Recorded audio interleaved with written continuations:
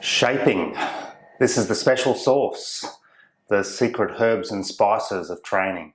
If you get this, you're on the road to being a good trainer. As ever, let's start with concepts. Behaviour is what we do. It's what we observe on the outside. Yep, it's driven by the central nervous system, which is the control system of a human, but what we observe on the outside is behaviour. All behaviours have one purpose: to help us adapt to environmental demands. But behaviour does this in two ways. So one, it helps us get into something or to get more of something, or it helps us get out of something or to get less of something. So there's two motivational drives for behaviour: to get more of something or to get less of something. For example, if my children hear me setting the table, so putting the sound of the knives and forks going on the table, they'll come running because they both love food, and that's an antecedent or a cue for them that food's available. So the purpose of the behaviour is to get them more food. Conversely, if they hear me start the mower and they know that I might be asking for help to rake the lawn or do the weeds or something like that, they go missing. Clearly, in that case, the purpose of their behaviour is to get less of what's in front of them. Let's break this down some more. If the smallest unit of speech is the phoneme, and the smallest unit of writing is the grapheme, then the smallest unit of behaviour is the ABCs. The A in ABC is the antecedent, so think antenatal. It's the thing that occurs directly before the behaviour. It's the change in the environment that the behaviour is designed to adapt to or deal with. The B is obvious, it's behaviour, it's what we actually do. Again, remember that behaviour is driven by the nervous system, but we actually don't know what's going on inside. We don't know what someone's thinking or feeling in response to an antecedent. The behaviour is what we can actually observe. The consequence is what happens immediately after the behaviour. Now, critically, a lot of people conflate or mix up consequence and punishment. They're not the same thing. Consequence is literally whatever happens directly after the behaviour. It can be positive, it can be negative, like punishment, or it can be neutral. It's just what happens. It then determines whether the behaviour is successful in its purpose. So, for example, when my children hear the sound of the knives and forks going on at the table, they come a-running. The consequence is they get food. That consequence rewards the purpose of the behaviour, because the purpose was to get food. It was successful in doing so, so the consequence serves as reinforcement and makes it more likely they're going to do the same thing tomorrow. If, on the other hand, when they came running, I told them to go and pick up dog poo, it's still a consequence because it occurs directly after the behaviour, but it's most likely going to serve as punishment, which will make it less likely for the behaviour to occur tomorrow. So consequence is literally what happens directly after the behaviour. Whether it's decided to be positive, negative, or neutral is in the eye of the beholder. We can't physically make something positive, negative, or neutral. The child in this case gets to decide that. So the ABCs, smallest unit of the behaviour: antecedent, behaviour, consequence. Bringing this back to reading and spelling, which are, after all, the contents of this course, the purpose of reading and spelling behaviour is to relieve distress. Huh? I hear you ask? Bear with me, I'll explain.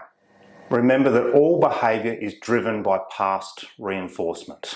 So a behaviour is used initially to deal with an antecedent, just some change in the environment. Whether it's likely to be used tomorrow is determined by the success that the behaviour achieves today. Why do skilled readers keep reading? It's not just simply because they're a good reader, not simply because they get a tick on their sight word list, or because their parents say yay after every word. How could it anyway? There's too many words. You can't possibly say yay or give reinforcement after every word. It's just not possible. The real purpose and the natural payoff of reading is this. So we have an intent. We want to do something, which could just be to know something or acquire knowledge, but it could actually be to accomplish an event or a task. The information we need for that purpose is locked up on the page. So the purpose of reading is to unlock that information that's on the page so we can get to the information and take action. So taking the action has its own reinforcement, but the reinforcement for reading is relieving the distress, the frustration, if you like, that we feel from not being able to get to the information. That's both its purpose and the reinforcement or the consequence that we get from reading in a natural context. Reading frustrates the instinctive brain. We want that information, but we can't get it because it's locked up. Reading unlocks that information and allows us to use that information for a real purpose. Spelling and writing is essentially the opposite. I have an idea, I want to communicate with you, but I'm not here. So I have that instinct to speak, but I'm frustrated because that instinct to speak can't be used because you're not here. So the purpose of spelling, writing, is to communicate with you, so to send my information to you in a way that will allow you to come along and get it at a later date. So I use my spelling and writing skills to craft that message, and in sending that message I relieve myself of the distress. I'm able to successfully send the message, and that also then reinforces the value of spelling and writing because it's serving that natural purpose. Think of the process of sending an email for an adult. We don't hit send and then get a lollipop or a yay from our boss. The reinforcement for sending the email is in the relief of the pain or the distress. We want to send the message, we want it done. Typing it out using our spelling and writing skills and hitting send relieves us of that pain. We hit delete, move on. That's the natural reinforcement and why we come back and do it tomorrow. To understand this further, we need to return to the ABCs and you need to learn about the concept of shaping. Shaping is a critical training skill. Think of a dog training analogy, if you'll permit me to do this. Now this is about shaping a behaviour. As you'll learn, you can also shape the antecedent and the consequence, but we'll stick with shaping the behaviour just to prove the concept here. So if I'm training a puppy and I want them to eventually be able to stay while I'm out of sight for an indefinite amount of time, I'm not going to go to that end behaviour because the puppy's going to fail. The shaping might begin with having them stay for 2 seconds while I'm right next to them. I'll reinforce them for that, throw a ball or give them a treat, and then I'll gradually reward or reinforce successive approximations of that behaviour until I get to the end goal. So I'll reward them for 5 seconds, for 10 seconds, for 20 seconds, 30 seconds, or when I'm right next to them to 2 metres in front, 10 metres in front, 20 metres in front. So the puppy learns that the way to get their reward is by gradually extending either distance or duration, if you like. We're gradually making the task harder, essentially, until we get to our end goal. One way to think about the concept of shaping is to think about what it isn't. If your student is performing the perfect behaviour, so the perfect reading and spelling behaviour in its natural context, followed by natural consequences, so successful performance of a task, that isn't shaping. But if your student's doing anything other than that, or if you're doing anything other than that, it's a form of shaping. But things like a class spelling list, where we're asking students to spell words out of their natural context, is a form of shaping. Prompting them to think about, which 2 letters represent the E sound in said, is shaping. Stopping the student and asking, hey, is there anything between the vowel and the last sound in back? So do we use CK or K for that sound? That's a form of shaping. Even with the consequences. So if we're saying, yay, well done, good job, you stopped and you thought, there's nothing between the vowel and the last sound in back, so you use CK. That's a form of shaping because those consequences, so where we're saying well done, and not the natural consequences for, in this case, for spelling and writing. So they're all forms of shaping. Now, most people, when they talk to you about shaping, will only talk to you about shaping the behaviour. So the puppy example, so moving the puppy from not being able to stay at all to perfect performance. And that is definitely one form of shaping. In the case of reading and spelling, an example of shaping might be successfully spelling or writing the word said. So the ultimate behaviour is to correctly, fluently write the 4 letters in said in response to the natural demand of having to write a message, followed then by the logical consequence of, I successfully did it. So that's the ultimate behaviour. A form of shaping the behaviour, though, might be to provide prompts. So, for example, the letters in SAID are S-A-I, and all the student has to say is D. Or, hey, write the first two letters in SAID. Or say, write the first one, and then, so that middle sound, that E sound, that's not made by the letter E, is it? It's represented by A, and then the student gets it. So they're forms of shaping. A more macro or bigger version of shaping might be, think of all the reading and spelling behaviours that are covered in this course and other courses or programs. Ultimately, what we're trying to do with the shaping process is to help the student chain all of those individual behaviours into a whole bunch of different sequences so they can successfully craft a written message and can successfully extract information from text and take action on it. Let's look at the harder stuff though. The secret herbs and spices is in knowing how to shape the antecedent and how to shape the consequences. The antecedent, is the task, the context, the dilemma, if you like, or the problem with which we're faced. It creates the need to use the reading or spelling behaviours. It creates the drive, if you like. We need to learn to shape the antecedent, because if we just present a natural task, which say in the case of reading is, hey, here, read this instruction booklet and make this thing, they're going to fail, which is essentially a form of punishment, which makes it less likely that the behaviour will happen tomorrow. The kid will start to engage in escape behaviour and it will make it really difficult to train them. They need success. They need that reinforcement by getting things right. So the main purpose of shaping the antecedent is so we can present the kid with a task that allows them to get success. Every good training session should have a really high proportion of successful learning trials.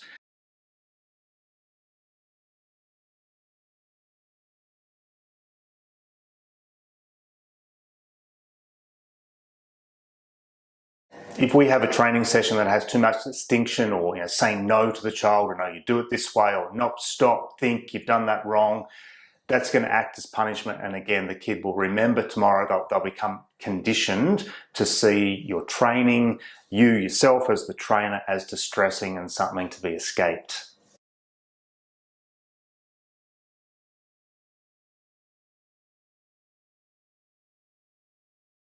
We want almost all of our learning trials in a training session to give us almost 100% guarantee that the kid is going to be able to provide a successful response. Now, that response may not be perfect because remember, we're also shaping the behaviour, but we get to decide what version of the behaviour that we want and in response to what cue. It's all about setting it up so the kid can get reinforcement. Once again, this is the secret herbs and spices. So you need to become a skilled trainer or a practice trainer to develop a library, a set of tools that you're able to use instinctively yourself. And it's very difficult to do this from a classroom, from watching these videos. You need to experience some of these things yourself. But some of the more obvious forms of shaping the antecedent are taking a skill or a behaviour that we know the student can do fluently out of context, so say for example SAID, and put it into a different context or put it on a different cue. So for example, we now know how to spell SAID, but let's now write the sentence, Craig said. So it's the same component skill, but it's in response to a different cue or antecedent. Prompting and priming are really good examples of how you can change the cue or the task, manipulate the antecedent, so that we can ensure that the student's getting a learning trial to which they can respond correctly. So here are a bunch of examples. We'll start with the word match.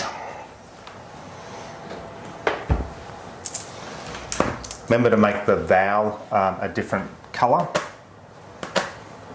Segment match. Remember when you're segmenting, say each sound aloud while you gently touch each coin. Go for it. So match. Oh. Match. Nice. What's the last sound? Ch. There's the vowel. There's the last sound. Is there anything in between? No. So look in your no column and that will tell you how to spell the ch. How do you spell ch when there's nothing in between? TCH. Now write match. How many T's in getting? 2. 2. And it's 2 because there's only one consonant after the vowel. Good. The other situation occurs in a moment. So in other words, I haven't got a strategic sense or an idea that the student doesn't have sufficient knowledge.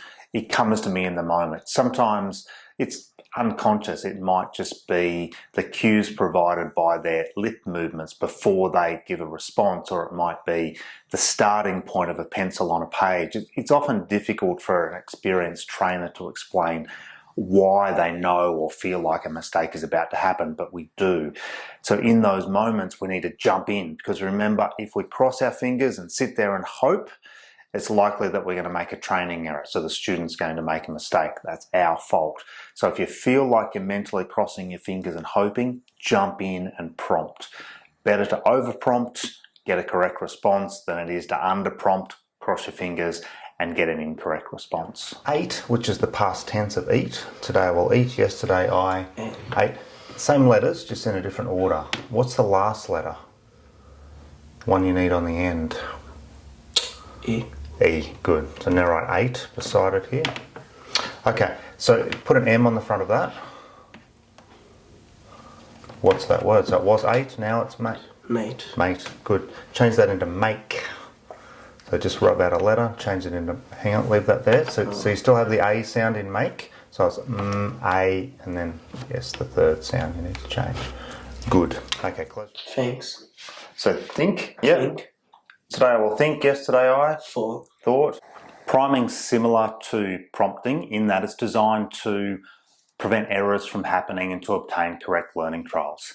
It's different though in that it can only be used for known information, whereas prompting tends to be used when we either know or are really unsure whether the student actually knows. So the principle behind priming is that the information's known, it's already in the brain, and what we're doing is giving the prime, which is designed to activate that known knowledge and inhibit all other possible responses, so that when the student sees or hears the command or the stimulus, the correct answer has already been activated, everything else has been inhibited, so it's much more likely that they're going to give us the correct response. An example might be where the student doesn't know the letter sound pattern for Z, so representing Z, but they do of course know the phoneme Z, that's in their memory. So before we present them with the stimulus, the written Z, we prime them with a softly spoken whispered Z. So that activates the memory for that phoneme in their mind and inhibits all of the other phonemes. So when we then show them the letter Z, that Z response has already been primed. Boom, most likely they'll give it to us. That's a correct learning trial. Here are some other examples. Pass. Oops, that's a J, terrible looking J. Jump. Yeah.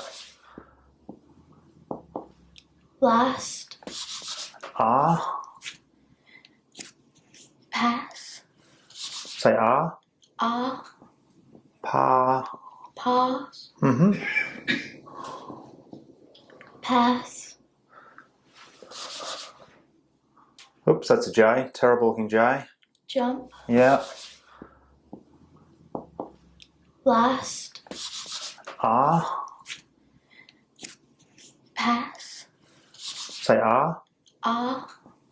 Pa. Pause. Passing. Good, put passing in a sentence. I pass. I'm passing a class. Good. Base word. I pass. Pass. Yep. I passed. Something. I passed people. Yep. Yep. So think people on a ship. When they're on a ship, they're passing from one point to another. When they're in the act of passing, they are making a passage.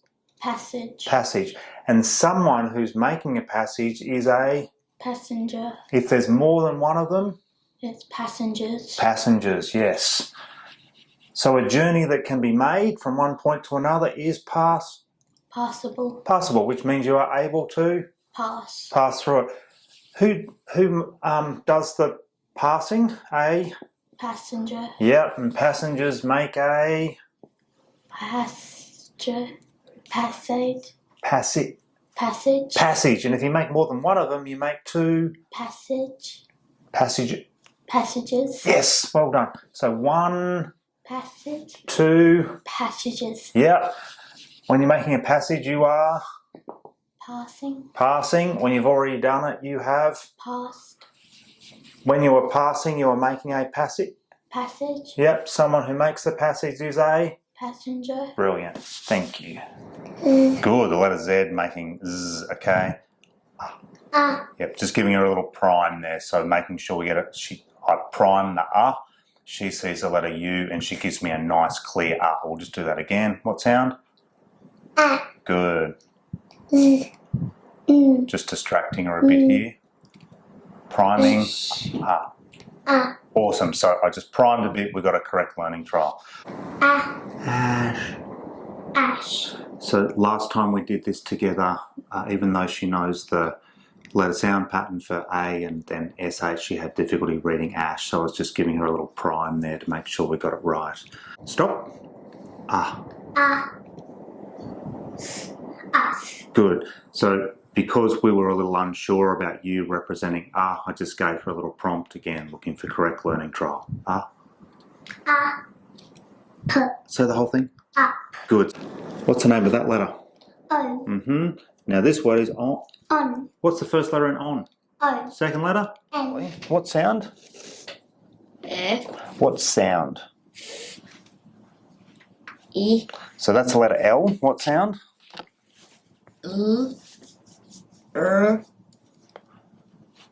What sound?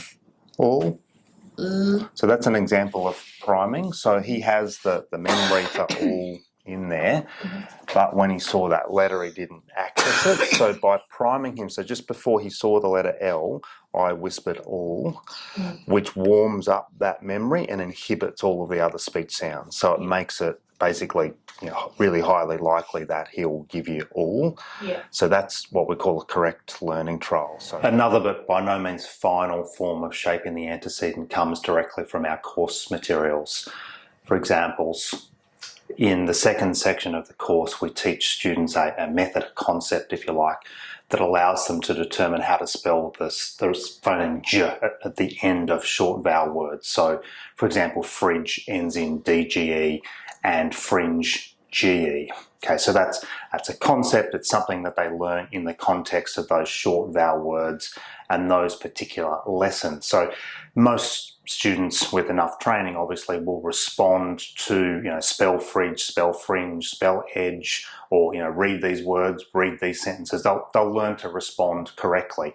But in that context, it's interesting how then later on in the course, say for example, once you get to the long vowel section, they might come across a word like urge, which has that same GE stimulus in it as does fringe, but they get tripped up by it because now it's in a different context. They don't recognise the cue, or put another way, the GE cue in urge doesn't trigger or cue the J behaviour. So that's another example of how we have to shape or change the antecedent to help them successfully access something that they actually know. I mean, these students actually know that GE at the end of words represents J, but in the context of the word urge, that behaviour is not being triggered. So we have to help them transfer the behaviour of accessing J to these other cues. Other examples are we start out by teaching students how to add suffixes to words that either have short vowels, so say when you add ing to stopping, or what we do when we're adding suffixes to words of one syllable that end in E or Y. But then, so they'll become fluent in that, no problems at all in that context, but then down the track, say again, for example, once we start getting to words with other kinds of long vowels, they'll get tripped up because they've learnt to respond with their, drop the E, add the suffix, change the Y to an I in the context of short vowel or long vowel words, but only those ending in E. So then when they come to another type of word, they're not being cued or triggered to respond with the, say, drop the E behaviour. So we have to again, shape the antecedent to help them learn that that also then cues that behaviour. So that, again, they know it, but we have to help them see that that particular behaviour has to be accessed and used in multiple contexts.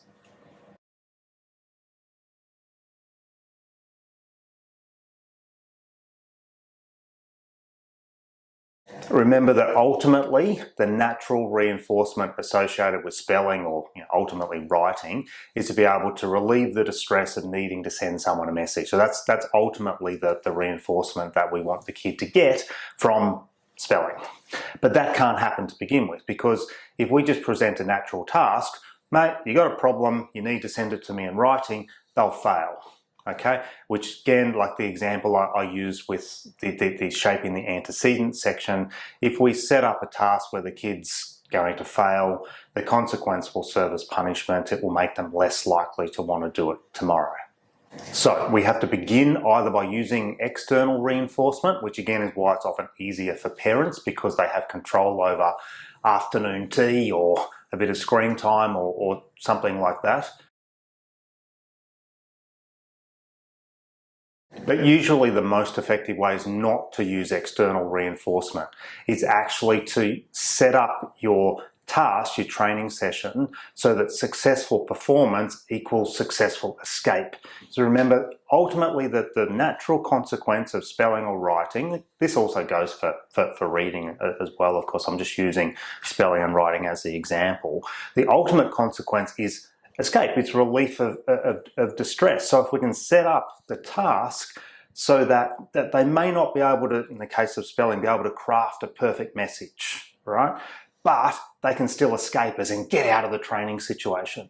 So a really good way of setting up the shaping of the consequence is to set up your training situation so that it's short and sharp, right? So we get successful responses to clearly defined tasks. Boom, boom, boom, you're out of here, right? So what you want the kid to see, to become conditioned to, is to see the setting, so your training setting, your desk, your pencils and paper, and you as the trainer, as a source of successful escape, right? They need to trust that what we're going to set up for them is going to be manageable. We're going to prompt them, prime them, help them so that they are able to provide a successful response. And then, before they know it, they're out of here. So what are they going to remember tomorrow? Hey, this isn't too bad, right? I can trust that this is not going to be terrifically bad. They're going to help me so I can give successful responses. And then, before I know it, I'm out of here. So you end up with a kid who doesn't fight it. They're willing to come back because they trust you. They trust the training situation, and they're learning that successful performance equals escape, which is a version of the natural consequence. Now, as their behaviour becomes more skilled, we can introduce more natural consequences, because as they get a larger repertoire of spelling, writing, reading skills, we can present them with more natural tasks, right? That's the antecedent. Okay, so these things work in conjunction, right? So manipulate consequence. As the behaviour becomes more skilled, you can change the antecedent. They all sort of start to work in together. Now, this course is for people who have a dyslexia and or a dysgraphia. So dyslexia being a problem with word level reading skills, and dysgraphia being a problem with spelling skills. Okay, so the lessons in this course and the training that we give you is designed to help you improve your training of those skills. But we need to remember that learning to read, say, single words or an isolated sentence, or to spell single words, is not the natural behaviour. Okay, it's necessary. You have to have those basic word level skills to be able to chain all of these behaviours together in different combinations to actually deal with real world problems. But, did I say word or world? Real world problems, right? But the word level skills on their own is not the end goal. The end goal is to be able to take a real problem. So I need information, but information is locked up on the page, so I read to get that information. Or I want to communicate a message, but I can't because that person's annoyingly not here, right? That's the real task. Okay, So just practicing word level skills on their own is not enough. It's absolutely necessary. You must train these skills, and that's what this course is all about. But good trainers understand this shaping stuff. This is why we call it the special sauce. You have to know that the purpose of training these word level behaviours is to then allow you to shape those behaviours into a real context. Okay? So as soon as you can, you need to be adding to the stuff in this course so that we're getting as close as possible to the real antecedent, to the real context or tasks that kids are going to have to perform. And we want them to be getting as close as possible to the real consequence, which is that successful crafting of a message, sending of a message, and successful acquisition of knowledge and action. Okay? So before we go any further though, you have to do that in a way that still allows the kid to get success. So the antecedent becomes more complex, but you still have to do it in a way that facilitates success, because failure acts as punishment, right?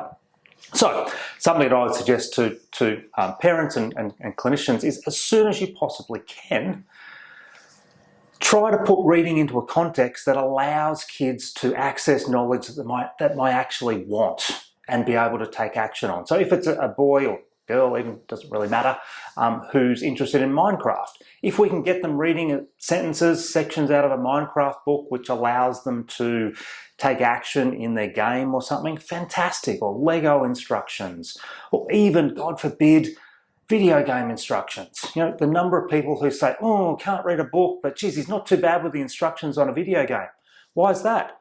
Because the context of the video game creates drive. There's a need to do it. It's a real antecedent which turns the kid's brain on and gives them a purpose for actually doing it.